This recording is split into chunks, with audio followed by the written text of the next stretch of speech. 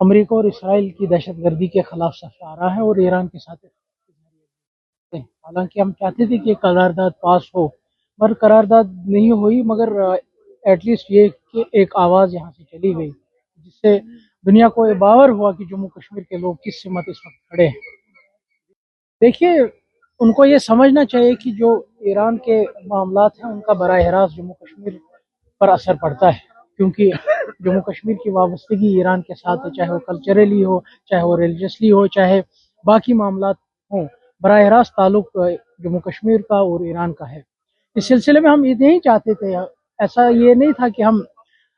جو بھارت سرکار کی لائن ہے وہ ہم اس کے ہٹ کر یہاں کھڑے۔ ہمارا مدعا اور مقصد یہ تھا کہ جموں کشمیر ایک مسلم اکثریت اسٹیٹ ہے، یہاں سے بھی ایک آواز جانی چاہیے، جیسے پنجاب اسمبلی سے آواز گئی کہ پنجاب کے لوگ ایران کے ساتھ کھڑے ہیں، اسی طریقے سے جموں کشمیر کو ایرانی صغیر کہا جاتا ہے، چھوٹا ایران کہا جاتا ہے، یہاں سے بھی ہم چاہتے تھے کہ وہی آواز جائے کہ جموں کشمیر کے لوگ بھی ایران کے ساتھ شانہ بشانہ کھڑے ہیں اور امریکہ اور اسرائیل کی دہشت گردی کے خلاف جموں کشمیر کے لوگ صف آ رہا ہے۔ آپ کی سیکیورٹی کام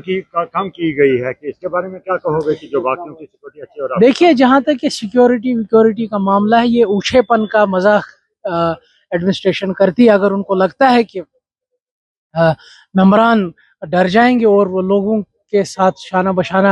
کھڑے نہیں رہیں گے، ان کی غلط فہمی ہے۔ سیکیورٹی رہے یا نہ رہے، جو ذمہ داری لوگوں نے ہم آنریبل ممبرس کو دی ہے، ہم ممبرس مجھے پورا یقین ہے وہ ذمہ داری آسان طریقے سے نبھائے گی۔ سیکیورٹی کا ہونا نہ ہونا اس میں کوئی بادھا نہیں بن سکتی ہے۔